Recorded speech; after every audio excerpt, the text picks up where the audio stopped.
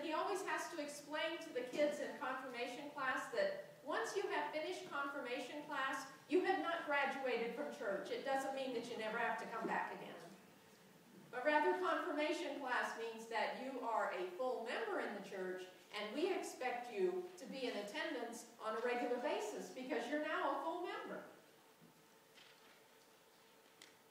But we don't want to give the kids a hard time because sometimes it happens in reverse. I have known teenagers who had a real yearning for Jesus and who have had a real love of God, and sometimes their parents don't understand that. And I have known youth who had a real desire to come to worship, and their parents have impeded them in their journey. Employers and colleagues sometimes pressure us to spend more time, more energy at our job. And that's a reality, especially in today's economic situation. And so we may feel pressured to work on Sunday morning, or we may be so exhausted from putting in extra hours and extra effort during the work week that we're just too exhausted to come to worship on Sunday morning. There are all kinds of impediments as we travel on our journey to see Jesus. The irony in today's story is that it's the disciples who block the children's access to Jesus. It's the disciples who tell the children that they're not welcome. Well, we know that. We know that all too well, don't we? We know that sometimes we are the reason that people don't come to worship. People don't come to church because the sermons are irrelevant. People don't come to church because they don't feel welcome. People don't come to church because they see that our actions 6 days of the week don't reflect what we say we believe on Sunday morning. There are an awful lot of people out there who like Jesus okay, but they don't like the church. So the question is, how can we encourage those people? People who are often very spiritual, people who often have a real appreciation and even a love for Jesus, but who are very skeptical and suspicious about organized religion. How can we convince those people and encourage those people to join us on our faith journey here at Rossville United Methodist Church? The Vital Congregations team addressed that question in their planning, and their recommendations have been approved by the Administrative Council. And so we are doing some things here at Rossville UMC to help people, we hope, feel more welcome. We are asking our ushers to wear your name tags. And if there are 4 of you on Sunday morning, we're asking for 2 of you to stand at the sanctuary doors, but we're asking the other 2 to stand at the entrance to the church, wearing your name tags, so that as soon as people walk through the doors of this church, they immediately are welcomed with an outstretched hand, and they immediately know one person's name.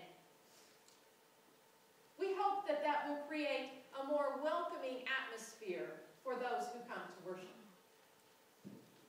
We are creating more opportunities to respond to worship and to the sermons on Sunday morning so that we can make adjustments to help worship be more meaningful and help the sermons to be more relevant to what's going on in your lives.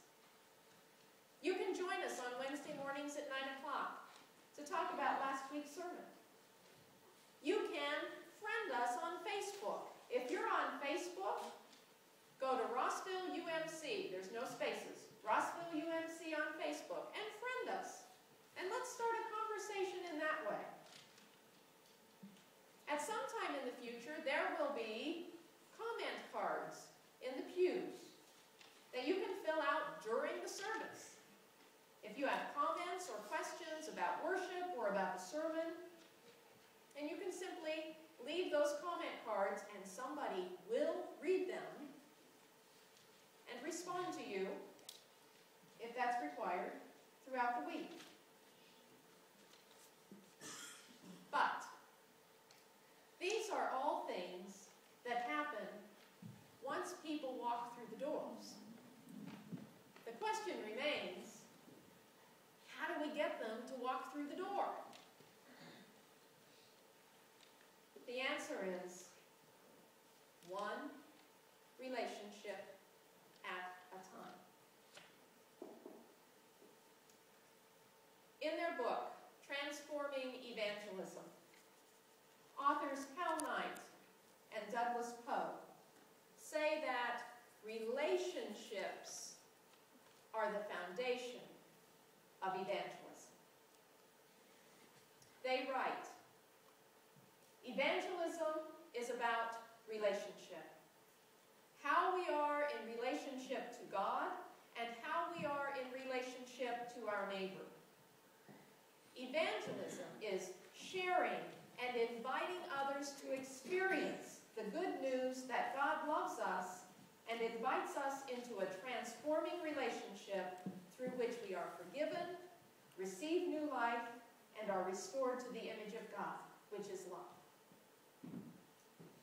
H. Eddie Fox and George Morris, authors of Faith Sharing, write this: research clearly indicates that more than 75% of persons active in the church today got their start as Christians and church members through the influence of friends, relatives, neighbors, or colleagues at work. Survey after survey and study after study report that when new members ask why they chose their church, they respond by pointing to the influence of people in their social network. This is irrevocable proof that effective outreach is built on relationships.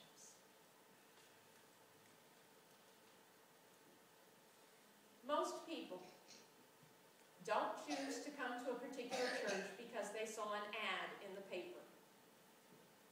They don't choose to come to a particular church because of the preacher. They don't choose to come to a particular church because they like the praise band or the choir music.